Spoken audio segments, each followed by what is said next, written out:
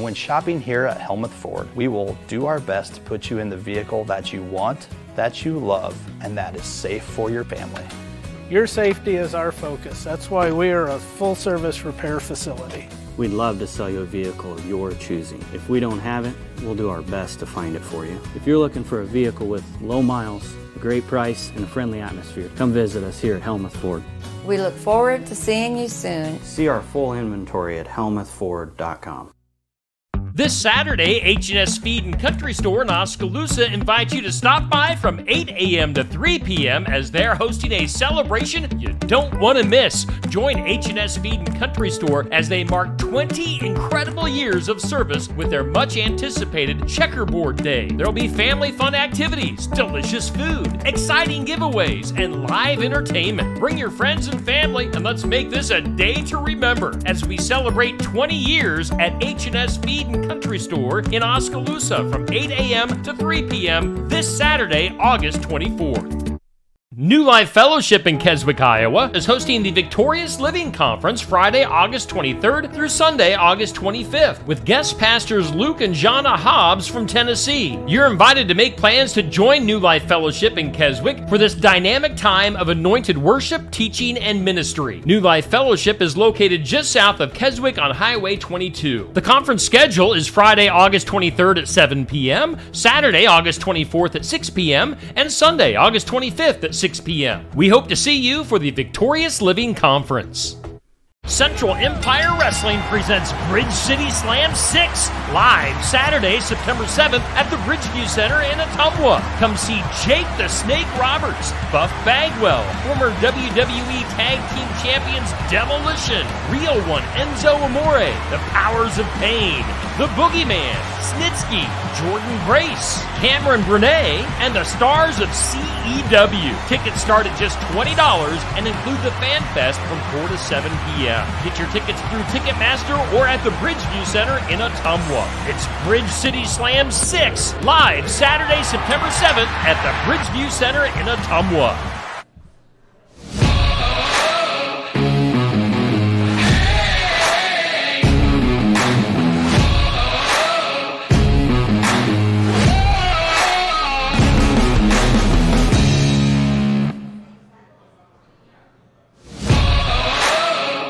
And welcome in. It is time for Tuesday Night Tune-Up TNT. We are live broadcasting from Smoky Row in downtown Oskaloosa. Yeah, we are right out front, right in front of everybody. We got Safe Grafke, our host, live and in living color. What's going on, Safe? Hey, what's going on, Steve? And what's going on to TNT fans out there tonight? Welcome back to another week of the Tuesday Night Tune-Up, presented by Steve Shetler Media. And we want to first off thank all of our wonderful sponsors that make this happen each and every week.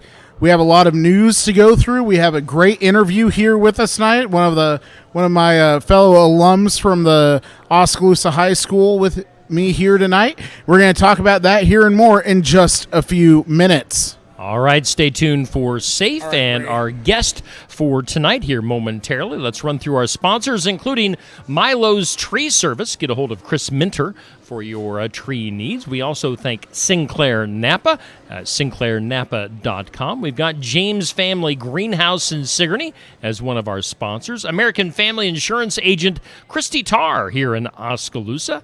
And then we've got Sigourney Body Shop at 210 Clark Street in Sigourney. Sigourney Motors for sales and service. And we've also got Sigourney Tree Care. And we do thank Helmuth Ford in Sigourney and also Son-in-Law Services for being sponsors on our show, Tuesday Night Tune-Up. Again, we are live broadcasting from Smoky Row in downtown Oskaloosa. Safe Grafke, who you got with you? Hey, welcome back, race fans, to TNT, the Tuesday Night Tune-Up. I am here with, again, one of my fellow alumni from high school. He's been probably one of the most well-known sport mod drivers in southeast Iowa, and his name is Bray Carter. Bray, thanks for joining us here tonight. Yeah, thanks for having me. Been watching. It was nice to finally get on. Good, yeah, we were able to finally make it happen. So, Bray, you know, your family is really rich in racing tradition here in southeast Iowa. Starts all back with your grandpa Jimmy, who never actually did dirt track racing. He was a drag racer, but then started Rayos Speedway out at his place. You guys had a great go-kart track out there. Your dad, BJ, raced, and then, your cousins with Jarrett and Carter Vandenberg, Dylan Van Wyck, and your brother, Caden. Yep. Just a lot of racing. Why don't you kind of tell us about growing up and just to where you started to where you are now? Yeah, just been around racing my whole life. Grew up watching videos of my dad race. Never really got to watch him race. Watched my grandpa's race team quite a bit, and then watched Caden race. And once I was old enough to race go-karts, started racing at like 4 years old. Did that until I was 14, and then we got into sport mods. Just been around it all my life, and been fortunate to be in a racing family. It's always been fun and something to do, and never a dull moment. Absolutely. And we were talking earlier, Bray, it seems like there's a lot of memorial races out there, and it seems like anytime there's a race that has memorial in it, it kind of seems to be your specialty. Yeah, usually when a memorial race is usually a special race, so usually draw, redraw, or higher paying shows, and we try to show up when the money's on the line, and we got to do it. And some of those memorials, I either grew up looking up to those guys, or it just gives you a little extra pressure to do well that night, and we've done pretty well. Absolutely. I mean, you've won a few of the Dale DeFrance memorials, the Dirt Duel. You've won 3 or 4 times there, 3 in a row, I believe.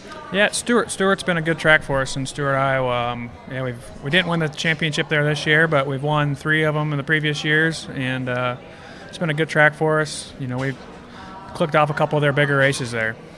Absolutely. And Bray, it seems like you run kind of a different chassis than most anyone else in Southeast Iowa. You guys run a LG2 chassis, and why don't you tell us what that's been like working with them and kind of setting the charge as one of those different chassis manufacturers here. Yeah, that's LG2. It's made by Jimmy Owens out of Tennessee. Caden had one way back. He got one in like 2014, 20 around then, and then when he moved up and got to the Vanderbilt out of New Sharon, I took his old car and we converted it over to a sport mod, and I've been running them ever since. Wouldn't really say there's a lot of help from on their side, but I'm pretty fortunate with having my brother and other people around me, my grandpa, and everybody to make our race car fast. We've been it's been pretty good to me the last couple of years. Absolutely, and your grandpa Jimmy is really a big driving force in that, taking guys all over racing. So what's that been like for you, having your whole family just supporting you and being with you there at the races? Yeah, definitely couldn't do without him. He can tune the carb and the motor like nobody else. My car always runs good. We never have issues, and couldn't do without him. And then having Caden, growing up with an older brother, he always left some pretty big shoes to fill as I moved up and started racing. But it's been very beneficial as far as setup and having a car that handles. That's one part about being a younger brother. He had the hard part of figuring it out and getting the setups right, where I was able to jump in, and 90% of the time the car works pretty good. So I've been really fortunate there. And then my dad, he does all the little things you just don't see. I couldn't do without him either. There's a bunch of people in our racing team, but especially my close family. My sister, she helps. She comes when she can, and she's been a big help through the years too. My mom, she stays at home most of the time, but she's always cheering us on TV, and she keeps track of all of our results. So if I wanted to look at every race I've ever raced, I could see how I finished. She keeps track of all that, and it's pretty cool to go back and look at it.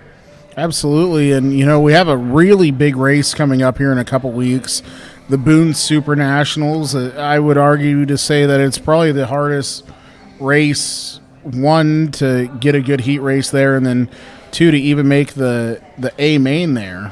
Yeah, it takes some luck. You got to be fast to start with, but then you just got to get a good pill draw and hope you start towards the front of a heat race. And then even if you are in the front of the heat race, you got to hope somebody right next to you isn't one of the better guys out there too, because most of the time it's usually the winner, the top 2 goes on. So it's a really tough race. We've been pretty fortunate. We've had some good runs. We've got second once, another top 5, but just making the shows, you got to get there first. But gearing up for that. We've had the last couple of years have been tough. Haven't had some bad luck, but hopefully this year we can turn it around. Absolutely. So what everyone talks about Super Nationals, whether and good or bad. What's kind of your takeaway and what you think of the Boone Super Nationals?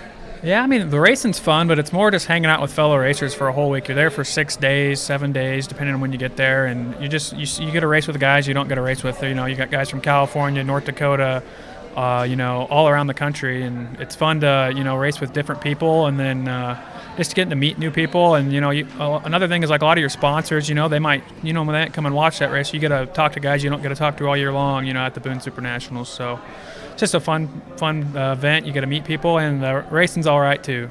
Absolutely.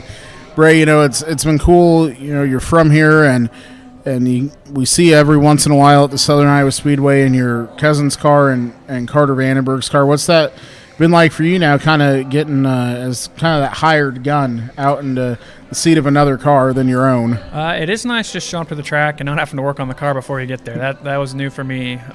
You know, Carter does a good job with his program. He races more of a limited schedule, but, you know, with 2 kids, he stays pretty busy. But, yeah, it's been fun racing that thing. We've had our highs and lows. We've been figuring it out. I just drive a lot different than he does, so it's just tough when you get in it. You got to change the car a little bit to make it work for you. But we've had some success. To finally pick one off here at Oski was cool, and we've got multiple seconds. You know, he's went to South Dakota earlier in the year with him. We went all the way to Eagle, Nebraska, and ran. We just had a pretty good year running his stuff, and then our own car has been good too. So it's just been a fun year. Yeah, so you said it, you know, different driving styles, but then also both chassis just kind of straight out of the box. They're a lot different too. Have you had is that kind of a big challenge going from one chassis that you're used to and it's your own to someone else's like that? Yes and no. I don't really, when I drive his car, I just more tell him, like, hey, this is what it needs, and I let him, you know, make the decisions on where he needs to change on the car. You know, he knows what the car's going to do. He's ran it for 2 years now, and we'll leave that up to him. And then usually, I mean, most of the time he gets it better for me, and we've had some, you know, some good runs. Absolutely. And, you know, Bray, you've had a lot of races this year. You were kind of telling me it's a down year on wins for you, but I think you're at 18 or 19 if I'm correct. And what are some of your favorite tracks that you go and run here in Iowa? Here in Iowa, I love going to Marshalltown on Friday nights. We ran there weekly. We were able to pick off the track championship there. Yeah, it's been fun. Stewart's fun. We go there quite a bit. Just hitting, I mean, we've probably been to 13, 14 different tracks this year. Just a lot of them are fun, but yeah, mainly the bull rings and smaller elbows up is more my cup of tea. Yeah.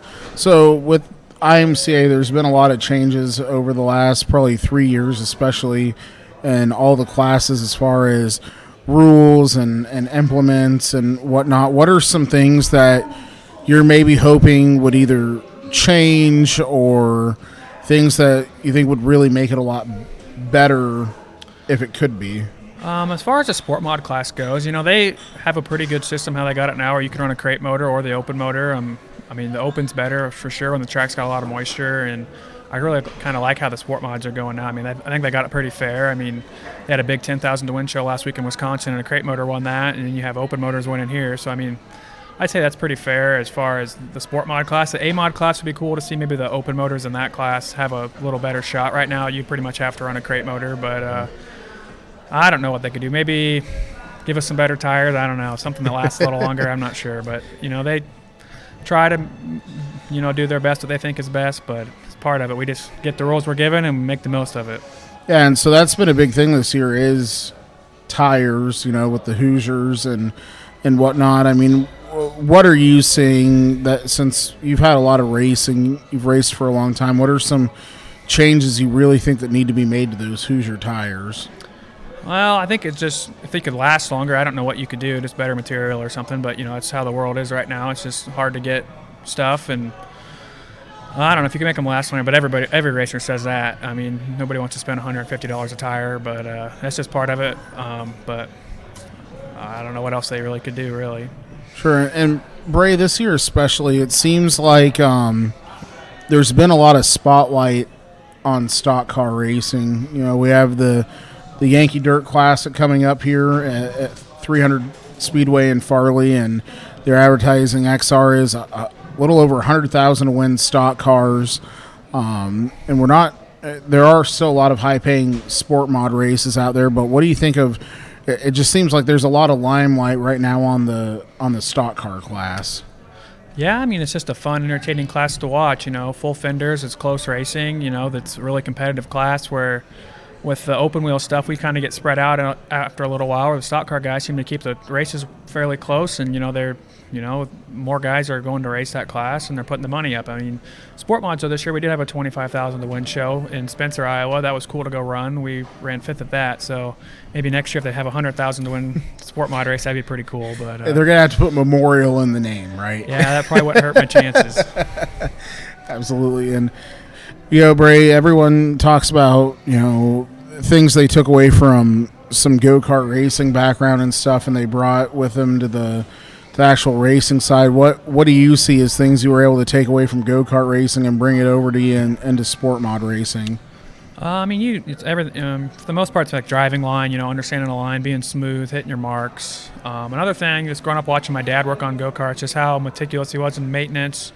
A lot of racers just see the wins, but most of the time, the races are won in the shop. You got to spend a lot of time in there, working on your car, just maintaining it. People just see, just assume you're going to be fast. Well, a lot of the fast guys are just spending more time than the other guys. People are just like, oh, he just has more money or he does whatever. But it's, it's putting the time in, figuring stuff out. And I learned that a lot from my dad. Growing up racing go-karts. He just, every time we race, he tore that thing all the way apart and put it all the way back together. And we're fairly successful in that. We're doing all right in what we're doing now. So. Yeah, and looking back at your career so far, you've had a tremendous career in racing, and obviously that's not going to change anytime soon. But if you can go back right now and go through kind of your history book here, and pick one race that really stands out in your head, what would that be and why? A couple of years ago we won the Harris Clash at Deer Creek. That was a really cool race to win. I watched my brother win it the year before, and it was a really cool family event. My whole family was there and to celebrate in Victory Lane. And then the next year we were able to go out and win it, and I got his in our shop at my dad's house. He got his trophy right there, and mine's right next to his. So it's pretty cool to go in there and see. We both won the same race, and it's one of our bigger races to win in IMCA racing. So that one's cool. Right next to those trophies, we both have a second place at Super Nationals. He got second one year, and I was able to get second one year. So if we both could, one up that would be pretty cool there. But yeah, that's probably the one that sticks out. But a lot of the races, I'm fortunate enough to get to go to the most races with my grandpa and my dad. And what kid gets to say that he grew up going to the races every weekend with their dad and their grandpa? I'm pretty lucky to be able to say that, and really fortunate. Yeah, and we don't really have any regular season racing going on anymore. We're all into our fall specials, our big shows. So if anyone would want to come see you race this year, what are some events that you have coming up that you're going to be attending? Well, like we said, the Boone Super National starts in the day after Memorial, or what is it? Labor Day. Labor Day. Yep, we raced. We start that Monday through Saturday. That'd be the next one we're probably going to be at. And then, we got just fall specials. We got the Fall Challenge here in town we'll be at. And then Marshalltown's got a big one. Bloomfield's got one. Memphis, Missouri, there's a race we'll be at. There's probably a couple more, but we'll be racing until the first week of November if we can, so weather permitting. Well, there you go. And, Bray, it takes a lot to keep these race teams going. Having your family as your crew is a big thing, but it also takes a lot of sponsors and whatnot to keep these cars on the track. Who are your sponsors on the 0-1 car this year? Yeah, I got to think, like I said, my grandpa, my dad, couldn't do without them, my brother, Caden, my sister, my mom, Brooke. Lake Keaton, he's been a huge help in the last couple of years helping on the car. Couldn't do it without him. He goes to a lot of races, really appreciate that. My cousin Carter, letting me race his car. Just everybody at the shop that, put time in and working on stuff. Jim and Sue Ward, when they can come over and work on it, they're always a fun time having them at the shop. Don Hauk, he's goes and gets parts for us and goes on a run, parts runs, fuel runs, whatever. I really appreciate him. And then just everybody that's on the side of that thing, like Ibach, Weir's Machine, Fast Shaft, Schoenfield, Denny Fuller, J.D. Gresham. It takes a lot of them, and we just, you need every single one of them to be as successful as we are, and I really appreciate it. Absolutely. Well, race fan, this is going to wrap up our interview portion of TNT, the Tuesday Night Tune-Up. We'll be back with some results and the juice here next. And again, thank you, Bray, and good luck the rest of the year to you. Thank you. Alrighty, folks, we're going to take a quick commercial break, and we'll be right back with TNT, the Tuesday Night Tune-Up. Don't go anywhere. We are doing the Tuesday night tune-up. We are live at Smoky Row in Oskaloosa. We thank Milo's Tree Service for being one of our sponsors on our broadcast each and every week here on Steve Shetler Media. We thank Sinclair Napa. They are also a big part of our broadcast, as is James Family Greenhouse and Produce. A big thanks to Christy Tarr at American Family Insurance. We've got Sigourney Body Shop on board, as is Sigourney Motors, as is Sigourney Tree Care. And then we are also talking about how we welcome in Son-in-Law Services, the Handyman Josh Club. He is on board as well, and so is Helmuth Ford in Sigourney. So lots of sponsors making our broadcasts possible here on Steve Shetler Media for the Tuesday night tune-up. Safe Grafke has taken center stage. Hey, look at that! I'm all by myself. Oh boy. Don't quit your I day should job. stop while I am way Are behind. we doing TNT karaoke tonight? Or We could. That could be a new segment. Steve, I like it. I like it. No, we're just kidding. Next week.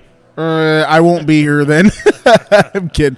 No, but first off, the whole racing world has been shook this week as we have lost arguably the greatest late model driver of all time. Scott Bloomquist died at the age of 59 this week. He was in a plane crash on his property in Moorestown, Tennessee, and we want to just send all of our thoughts and condolences to the Bloomquist family during this time. I know right now they've taken their online store offline due to this. His daughter Ariel is getting ready to go to college, so there is a GoFundMe page started to help Ariel with getting back to school. Just an absolute tragedy here that has hit the dirt late model racing and really all of the racing world. I've been fortunate enough to know Scott and talk to him a few times, and we've had a few laughs here and there.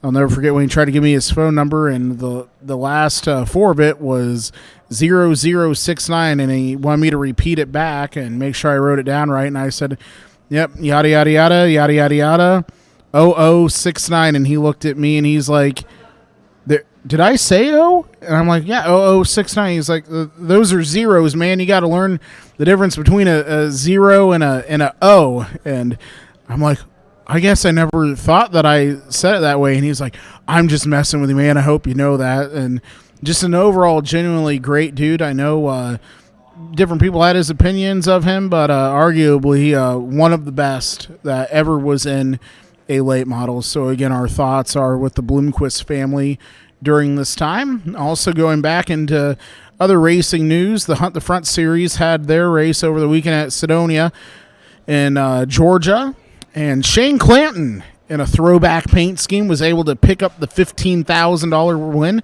holding off Ashton Winger and Jonathan Joyner for the top spot at Sedonia, another great racetrack down there in Georgia.